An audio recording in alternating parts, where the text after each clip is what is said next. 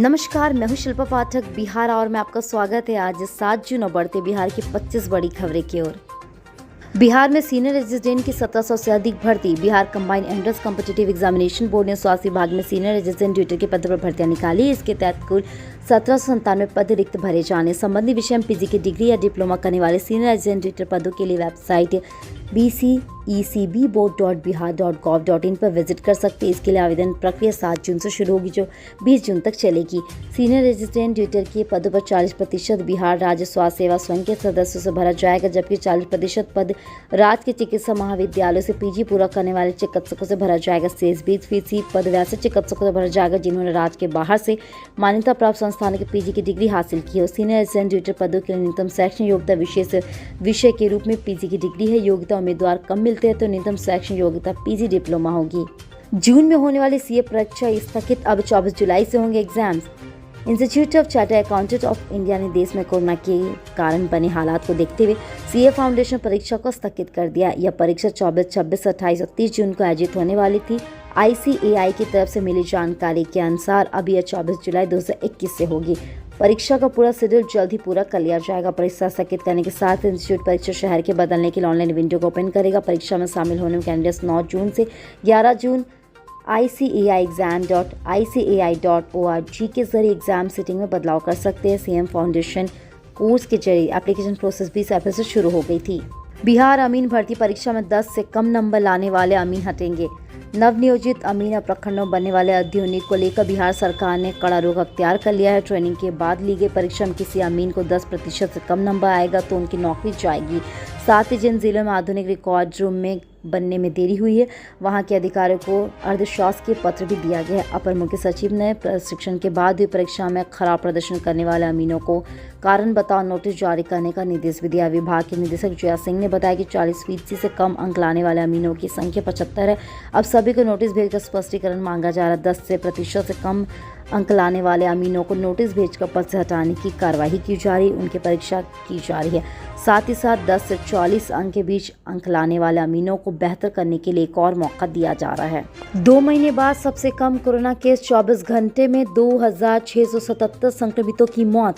भारत में कोरोना संक्रमण के बढ़ते मामलों पर लगभग कंट्रोल कर लिया गया। पिछले 24 घंटे की बात करें तो संक्रमण के 1,14,460 नए मामले सामने आए, जबकि 60 दिन की अवधि यानी करीब 2 महीने में सबसे कम संख्या है। इसके साथ ही दैनिक संक्रमण दर घटकर अब 5.62% हो गई। वहीं पिछले 24 घंटे में कोरोना महामारी से 2677 और लोगों की मौत हुई। केंद्रीय स्वास्थ्य मंत्रालय की जानकारी के अनुसार संक्रमण के नए मामले के साथ देश में महामारी के मामलों में कुल संख्या बढ़कर 2,88,09,339 रही है। वहीं संक्रमण से 2,677 लोगों की मौत होने के बाद मृतकों की संख्या 3,40,749 हो गई है। बिहार में मिले 1,007 नए कोरोना मरीज। 31 मार्च के बाद राजधानी पटना में नए कोरोना संक्रमितों की संख्या 100 से नीचे चली गई। पिछले 24 घंटे के दौरान पटना जिले में सिर्फ 71 नए कोरोना पॉजिटिव पाए गए हैं, जबकि 66 दिन बाद ऐसा हुआ कि इतनी कम संख्या में नए पॉजिटिव केस मिले हैं। इससे सबसे पहले 31 मार्च को पटना जिले में 66 के साथ नए कोरोना पॉजिटिव मिले। इधर पिछले 24 घंटे में पटना समेत राज्य में 1,007 नए कोरोना पॉजिटिव केस है। सुखद की बात यह है कि राज्य के किसी भी जिले में नए कोरोना पॉजिटिव मरीजों की संख्या 90 से पार नहीं गई है। ग्रामीणों के लिए मॉडर्न नागरिक चार्टर जारी।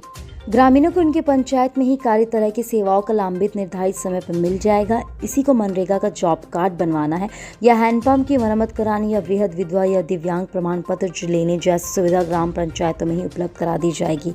इसको लेकर केंद्रीय पंचायती राज मंत्रालय ने ग्राम पंचायतों के लिए मॉडर्न नागरिक चार्टर जारी कर दिया है। इसके आधार पर ग्राम पंचायत अपने नागरिकों को दी जानकारी के साथ ही विभिन्न प्रकार की सेवाओं, नागरिकों के द्वारा पूरी की जाने वाली शर्तें और हर सेवा की समय सीमा निर्धारित करनी है। सरकार के द्वारा तैयार किए गए मॉडल नागरिक चार्टर प्रमाण पत्र, लाइसेंस, अनुमति प्रदान करने से लेकर विकास संबंधित कार्य, सार्वजनिक स्वास्थ्य, कराधान, स्ट्रीट लाइट, सामुदायिक संपत्ति कल्याणकारी योजना, कनेक्टिविटी जैसी सेवाओं के लिए पूरा ब्यौरा तैयार किया गया है। कोई भी ग्रामीण अब आवेदन पत्र देकर 3 दिनों के अंदर जन्म, मृत्यु, विवाह या संपत्ति के स्वामित्व का प्रमाण पत्र हासिल कर सकते हैं। राष्ट्रपति और प्रधानमंत्री को भेजा गया भागलपुर के जर्दालू आम। महामहिम राष्ट्रपति प्रधानमंत्री से विशिष्ट अतिथियों के लिए अंक की सौगात जर्दालू आम की पैकिंग महिषी तिलकपुर के मधुवन नर्सरी में पूरा सुरक्षा के साथ शनिवार को किया गया। प्रभारी जिला कृषि पदाधिकारी दिलीप कुमार सिंह पूरी पैकिंग की निगरानी कर रहे थे। इन्होंने बताया कि कोरोना प्रोटोकॉल के तहत आम की पैकिंग की गई, जिसे रविवार को Vikramshila super fast express train से दिल्ली बिहार भवन भेजा जाएगा। डीटीओ ऑफिस के 7 कर्मियों को पुलिस ने दबोचा। भागलपुर के कचहरी परिसर से जिला परिवहन कार्यालय में ही बैठकर शराब पार्टी करते 7 लोगों को पुलिस ने गिरफ्तार कर लिया। जी हां, सदर अस्पताल में सभी की कोरोना जांच की गई। इसके साथ अल्कोहल जांच के लिए मायागंज अस्पताल ले जाए गए, जहां 7 गिरफ्तार कर्मियों की शराब पीने की पुष्टि हुई है। एसएसपी नितिशा गुरुवार को जिलेवार परिवहन कार्यालय में शराब पार्टी चलने की सूचना मिली, जिसके बाद एसएसपी ने एसपी सिटी पूनम कुमार झा के नेतृत्व में विशेष टीम का गठन कर छापेमारी का निर्देश दिया। एसएसपी ने मामले में दल बल के साथ डीटीओ कार्यालय में छापेमारी की। इसमें शराब पार्टी करते 7 लोगों को पुलिस ने धर दबोचा। इस बार प्रखंडों में जमा होंगे शिक्षक नियोजन के आवेदन। प्रारंभिक शिक्षा नियोजन के लिए आवेदन इस बार पंचायत नहीं बल्कि प्रखंडों में जमा होंगे। शिक्षा विभाग के डीपीओ स्थापना के द्वारा मोहम्मद जमाउद्दीन ने कहा कि इसके लिए बीओ और बीडीओ को निर्देश भेजा जाएगा। इन्होंने कहा कि सभी आवेदन लिए जाएंगे और रैंक की व्यवस्था की जाएगी। साथ ही निर्देश भी भेज दिए गए हैं। डीपीओ ने बताया कि जिला में दिव्यांग की सीट 177 है, जिसकी सूची सोमवार को एनआईसी पर अपलोड कर दी जाएगी। डीपीओ ने कहा कि प्रखंडों में आवेदन जमा हो जाएंगे। इसके साथ ही प्रखंड मुख्यालय से उसे पंचायतों के नियोजन इकाई में भेजा जाएगा। डीपीओ संस्थापना मोहम्मद जमाउद्दीन ने बताया कि दिव्यांग अभ्यर्थी डाक से अपने आवेदन प्रखंडों में भेज जाएंगे। डाक के अलावा वह हाथों हाथ अपनी आवेदन जमा कर सकते। शिक्षा विभाग के डीपीओ स्थापना मोहम्मद जमाउद्दीन ने शनिवार को कहा कि शिक्षकों की निगरानी जांच के लिए निगरानी से 5630 शिक्षकों के फोल्डर मांगे गए। फोल्डर के आने के बाद बाकी बचे शिक्षकों की सूची अपलोड की जाएगी। उन्होंने बताया कि 1 से 2 दिन में निगरानी से सभी फोल्डर आने की उम्मीद जताई जा रही है। बिहार में गहराने लगी नई महामारी का संकट। कोरोना के बढ़ते मामलों के बीच ब्लैक फंगस की बीमारी भी दिन ब दिन बढ़ती ही जा रही। जी हां, पटना में ब्लैक फंगस के मामले इतनी तेजी से बढ़े कि आईजीआईएमएस और एम्स में ब्लैक फंगस के बनाए गए सारे स्पेशल वार्ड फुल हो गए। डॉक्टरों का कहना है कि अब कोविड से ज्यादा फंगस के मरीज आ रहे हैं। ब्लैक फंगस के ज्यादातर मामले कोविड मरीज या कोविड से ठीक हो चुके मरीजों में ज्यादा देखी जा रही। आईजीआईएमएस का 100 बेड और एम्स का 75 बेड का फंगस वार्ड अब मरीजों से पूरी तरह से भर गया है, जबकि एम्स 75 बेड ब्लैक फंगस के मरीजों के लिए आरक्षित था, जहां वर्तमान में 110 संक्रमित भर्ती है। वहीं एम्स में एएनटी विभाग के अध्यक्ष डॉक्टर क्रांति भावना ने बताया कि ब्लैक फंगस के कई मरीज कोरोना से संक्रमित हैं। अंततः उन्हें कोविड वार्ड में भी रखा गया है। ऐसे मरीजों की संख्या लगभग 34 है। वहीं पीएमसीएच में 27 मरीज फंगस वार्ड में भर्ती है। पीएमसीएच में 70 बेड के फंगस वार्ड में अब 43 बेड खाली पड़े हैं। ओवरलोडेड गाड़ियों की ऑन स्पॉट होगी जांच, तैयारी में परिवहन विभाग। राज्य भर में ओवरलोडेड गाड़ियों की जांच ऑन स्पॉट होगी। इसके लिए परिवहन विभाग अगले माह तक 20 पोर्टेबल के पैड की खरीद करेगा। यह सभी मशीनें कंप्यूटर से जुड़ी होगी। सभी कभी निगरानी की जगह ले जा सकते हैं। इस मशीन की खरीद के लिए ओवरलोडेड गाड़ी पर अब सख्ती बढ़ जाएगी। मशीन खरीद के बाद विभाग ओवरलोडिंग गाड़ी को पकड़ने के लिए अभियान तेजी चलाएगा। एनएच और एचएस की गाड़ियों को भी पकड़ने पोर्टेबल के पैड मशीनें सहयोग करेगी। इसके लिए परिवहन विभाग तेजी चलाएगा। जिम्मेदारी सौंपी गई कि ओवरलोडिंग कर गाड़ी पर चलने वाली गाड़ी की धरपकड़ हर माह नियंत्रित रहती है। राज्य में विभिन्न जगहों पर वे ब्रिज का निर्माण होगा। चेक पोस्टों पर वे ब्रिज निर्माण के लिए परिवहन विभाग ने अपने स्वीकृति दे दी। इसके निर्माण में बिहार राज्य पुल निर्माण निगम के द्वारा किया जाएगा। नवादा में रजौली, गोपालगंज में जलालपुर, पुरलिया में दालकोला और गया के डोभी चेक पोस्ट पर ब्रिज लगाने का प्रस्ताव किया गया है। जिन जिलों में सरकारी वे ब्रिज नहीं है, वहां पर जिला परिवहन पदाधिकारी प्राइवेट वे ब्रिज को संदिग्ध वाहनों की जांच के लिए उपयोग कर सकेंगे। सभी विभागों की सेवाएं अब एक ही प्लेटफॉर्म पर। मुख्यमंत्री नीतीश कुमार ने अधिकारियों से यह कहा कि सभी विभागों की सभी उन उपयोगी सेवाओं को एक प्लेटफॉर्म पर लाए, जिससे लोगों को अधिक से अधिक सुविधा मिल सके। सभी 52 तरह की सेवाएं एक प्लेटफॉर्म पर आ चुकी है। बची हुई कुछ और सेवाओं को जल्द इसमें शामिल कर लिया जाएगा। जी हां, शनिवार को मुख्यमंत्री ने कॉन्फ्रेंसिंग के माध्यम से बिहार लोक सेवाओं का अधिकार अधिनियम तथा बिहार लोक शिकायत निवारण के साथ अधिनियम के क्रियान्वयन की समीक्षा बैठक की। इस दौरान मुख्यमंत्री ने कहा कि बिहार लोक सेवाओं के साथ ही अधिकार अधिनियम के अंतर्गत लोगों को सेवाएं देने के लिए जिला अनुमंडल प्रखंड स्तर पर केंद्र बनाए जाएंगे, जिसके लिए पहले प्रमाण पत्र लेने के लिए काफ़ी समय और खर्च लगता है। इस कानून के लागू होने के साथ ही लोगों को निश्चित समय के अंदर सेवाएं दी जा सकेगी। अब तक 25 करोड़ से अधिक आवेदकों ने आवेदन देकर इसका लाभ उठाया। सीएम ने कहा कि 5 जून 2016 को बिहार लोक शिकायत निवारण अधिकार अधिनियम की शुरुआत की गई है। लोगों की शिकायतों के समाधान के लिए इस कानून को लाया गया। हम लोगों का उद्देश्य है कि अधिक से अधिक लोगों की शिकायत का समाधान हो, समाज में तनाव घटे, शांति बनी रहे, आपसी विवाद खत्म हो। आज है विश्व खाद्य सुरक्षा दिवस। हर साल दूषित भोजन एवं खाने की कमी से हजारों लोगों की जान चली जाती है। ऐसे में संयुक्त राष्ट्र ने विश्व स्वास्थ्य संगठन और खाद्य और कृषि संगठन को खाद्य सुरक्षा को बढ़ावा देने की जिम्मेदारी दी है। इसी जागरूकता को बढ़ाने के लिए हर साल 7 जून को विश्व खाद्य सुरक्षा दिवस 2021 मनाया जाता है। इस साल विश्व खाद्य सुरक्षा दिवस 2021 की थीम स्वस्थ कल के लिए आज का सुरक्षित भोजन है। यह थीम भोजन के उत्पादन और खपत पर जोर देती है। हम सबके लिए भोजन एक जैसी जरूरत है जिसे बिना एक दिन भी चिंता नहीं रह सकते। जब कभी बहुत ज़्यादा भूख लगती तो अक्सर हम कभी भी कुछ भी खा लिया करते हैं। मौजूद समय में जो भी इतने ज़्यादा व्यस्त हो गए कि अधिकतर जंक फूड का सेवन करते रहते हैं। यह बात सभी जानते कि सेहत के लिए जंक फूड बिल्कुल भी स्वस्थ नहीं होता है। इसके लिए भी काफ़ी संख्या में लोग इसका सेवन करते हैं। समस्तीपुर के मोरवा दक्षिणी पंचायत के मुखिया के घर पर हमला। ताजपुर थाना क्षेत्र के अंतर्गत मोरवा दक्षिणी पंचायत के मुखिया संतोष कुमार शर्मा के घर शनिवार की देर रात्रि उपद्रवियों ने जानलेवा हमला किया। मुखिया के वृद्ध पिता को मारपीट कर घायल कर दिया। जी हां, घर के अंदर सोए रहने के कारण मुखिया संतोष कुमार शर्मा बाल बच गए, लेकिन घर के बाहर में सोए वृहद पिता रामबाबू शर्मा को उपद्रवियों ने मारकर गंभीर रूप से घायल कर दिया। मुखिया के घायल पिता के अनुसार उपद्रवियों ने संख्या लगभग आधे दर्जन बताई है। वहीं उपद्रवी गमछे से मुंह को बांधकर चेहरे छिपाए हुए थे। ताजपुर थाना अध्यक्ष शंभुनाथ सिंह के अनुसार पुलिस के द्वारा घटना के संबंध में छानबीन शुरू कर दी गई है। जमुई 538 बोतल विदेशी शराब के साथ 4 तस्कर गिरफ्तार। उत्पाद विभाग की टीम को लगातार शराब जब्त करने में कामयाबी हासिल मिल रही है। वाहन चेकिंग के दौरान शराब तस्करों के बीच खलबली मची हुई है। प्रत्येक दिन शराब तस्करों के मंसूबे पर पानी फिरता नजर आ रहा है। इसके बावजूद शराब तस्कर तस्करी से बाज नहीं आ रहे और तस्कर के अलग अलग हथकंडे अपना रहे हैं। शनिवार को भी जिले के अलग अलग जगहों से 2 मारुति वाहन सहित 4 तस्करों को गिरफ्तार करने में उत्पाद विभाग की टीम को कामयाबी मिली है। पहली शराब लदी इंडिको वाहन खैरा सोनू मुख्य मार्ग पर मघोबंदर पुल के समीप से जब्त किया गया। साथ ही 2 तस्करों को गिरफ्तार किया गया। उत्पाद अधीक्षक संजीव कुमार ठाकुर ने बताया कि दोनों मारुति वाहन झारखंड से जमुई की ओर जा रही थी, जिसे जब्त कर 4 गिरफ्तार तस्कर से पूछताछ की जा रही। दोनों वाहनों की तलाशी के दौरान 538 बोतल यानी 200 लीटर विदेशी शराब को जब्त कर लिया गया है। करोड़ों रुपए की अवैध बालू को गंगा में बहवाया गया। बिहार में अवैध बालू खनन पर पुलिस की कड़ी नजर बनी हुई है। इसके बावजूद बालू खनन हो रहा है। सरन में अवैध बालू कारोबारियों पर प्रशासन ने शनिवार को अब तक की सबसे बड़ी कार्रवाई करते हुए करोड़ रुपए के अवैध बालू से स्टॉक बालू को जेसीबी की मदद से भरवा दिया। डोरीगंज के विभिन्न घाटों पर जिलाधिकारी डॉक्टर नीलेश रामचंद्र तेवरे एवं पुलिस कप्तान संतोष कुमार ने अचानक पहुंचकर जांच की। इस दौरान नदी किनारे अवैध बालू से पुनः अपने ही सामने जेसीबी से नदी में बहवा दिया। इसके साथ ही गलत तरीके से परिचालन की कड़ी नावों को क्षतिग्रस्त कर दिया गया। डीएम एसपी के शीर्ष संयुक्त कार्यवाही से बालू कार्रवाई में हड़कंप समझ गया। डीएम एसपी एवं पुलिस जवानों को देखकर नदी घाट पर अवैध से बालू की ओर कारोबार कर रहे कारोबारिया भागने में लगे थे। वहीं गोल्डनगंज रेलवे ढाला के पास 2 ट्रक एवं 3 ट्रैक्टर को भी पुलिस ने जब्त कर लिया। तीनों ओवरलोडेड बालू लदे ट्रैक्टर को जुर्माना लेकर छोड़ दिया गया।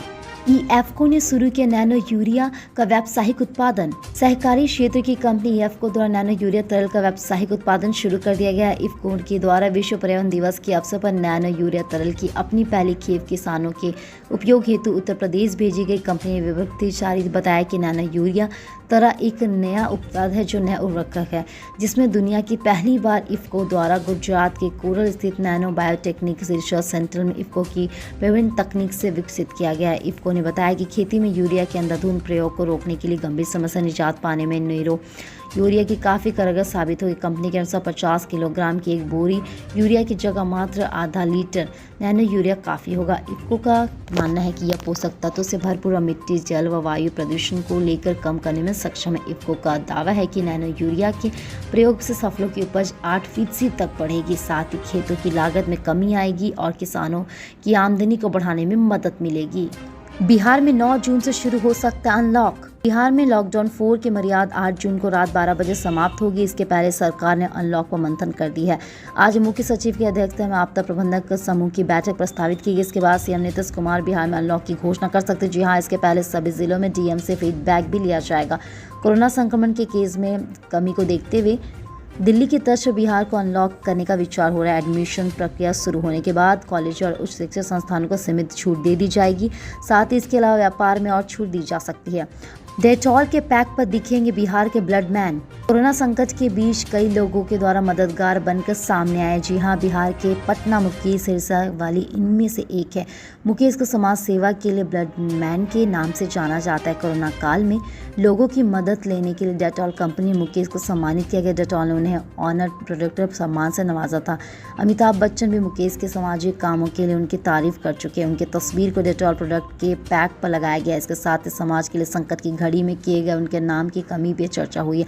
डेटॉल ने मुकेश की कहानी को जन जन तक पहुंचाने के लिए उनके साथ 6 महीने का एक एग्रीमेंट साइन किया है। डेटॉल की तरफ से मुकेश को उनकी तस्वीर वाला डेटॉल का एक पैक और एक प्रसिद्ध पत्र भी भेजा गया। कोरोना वैक्सीन लेने पर मिल रहा है सोने का सिक्का। शिवहर कोरोना महामारी के इस दौरान में जानलेवा बीमारी से लड़ने और बचने के लिए टीका लगाने की सलाह दी जा रही। सरकार के द्वारा जहां एक तरफ जोर शोर से टीकाकरण किया जा रहा है, तो वहीं दूसरी तरफ टीका लेने के लिए लोगों को प्रेरित भी किया जा रहा है। प्रचार प्रसार के माध्यम से टीका लेने के लिए लोगों को जागरूकता फैलाई जा रही है। इन सब के बिहार के शिवहर जिले में अनोखी मुहिम शुरू कर दी गई। जी हाँ, जहाँ आपको कोरोना का टीका लेने पर इनाम में सोने का सिक्का भी मिल सकता है। दरअसल शिवहर जिले में टीकाकरण को बढ़ावा देने को लेकर डीएम ने एक अनोखी पहल की, जिसमें कोई सामाजिक संगठन और कई एम्बेस की आगे आई है। 45 वर्ष या अधिक उम्र का टीका लेने वाले 6 अभ्यर्थियों को कई प्रकार के गिफ्ट 6 साथी द्वारा इसमें सोने का सिक्का भी शामिल हो सकता है। डीएम ने बताया कि मार्च से लेकर अब तक जितने भी 45 वर्ष के अधिक लोगों को टीका लेने में लाभार्थी है, उनमें डेटाबेस के आधार पर प्रखंड स्तर पर चयनित किया जाना है। उन्हें विभिन्न द्वारा गिफ्ट देकर सम्मानित किया जाएगा। डीएम ने जिले वासियों के से आग्रह किया है कि अगर 45 वर्ष से अधिक उम्र के है तो टीका करें। साथ ही साथ लॉटरी के माध्यम से चयनित हो सकते हैं और आपको भी गिफ्ट दिया जा सकता है। पकड़ाया हाईटेक चोर गैंग, लग्जरी गाड़ी से चुराता था भेड़ बकरी। गोपालगंज बिहार की गोपालगंज पुलिस ने ग्रामीणों की मदद से एक ऐसे हाईटेक चोर गिरोह का खुलासा किया जो स्कॉर्पियो जैसे लग्जरी गाड़ी से बकरी चोरी करता था। इस गैंग का एक सदस्य भी बकरी चुराते रंगे हाथ गिरफ्तार किया गया। गिरफ्तार किए गए चोर के पास से चोरी की गई 2 बकरी और चोरी के संलिप्त स्कॉर्पियो को भी जब्त किया गया। यह कार्रवाई थाने पुलिस ने किया है। साथ ही इंदिरा गांव में है, जहां थाने पुलिस के मुताबिक सूचना मिली थी कि ग्रामीण स्कॉर्पियो और चोरी की बकरी सहित एक युवक को पकड़कर उसकी पिटाई कर दी गई थी। साथ ही सूचना मिलने पर एक मौके पर पुलिस पहुंची आरोपी को ग्रामीणों के चंगुल से छुड़ाकर थाना ले गई। पुलिस के मुताबिक पूछताछ के दौरान आरोपी चोर ने बताया कि उसके गैंग में कुल 6 सदस्य शामिल, जो बिहार के कई जिलों में स्कॉर्पियो से भेड़ और बकरी की चोरी करने चाहते थे। बड़ी राहत, वाहन चालक परमिट के लिए 20 जून तक कर सकेंगे आवेदन। बिहार परिवहन विभाग ने परमिट के आवेदन की तारीख बढ़ा दी। बिहार से पश्चिम बंगाल और बिहार से छत्तीसगढ़ के बीच वाहनों के परमिट के लिए अब 20 जून तक आवेदन किया जा सकता है। पहले यह तारीख 30 अप्रैल की थी। उप परिवहन आयुक्त ने यह बाधित निर्देश जारी किया है कि इससे बड़ी संख्या में लोगों का लाभ होगा। विभाग के निर्देशक के अनुसार सभी निर्धारित शर्तों को पूरा करने वाले वाहन स्वामी परमिट के लिए 20 जून तक ऑनलाइन आवेदन कर सकते हैं। ऑनलाइन आवेदन के साथ संलग्न शपथ पत्र की मूल प्रति को 2 जुलाई तक कार्यालय में जमा करने का अनिवार्य है।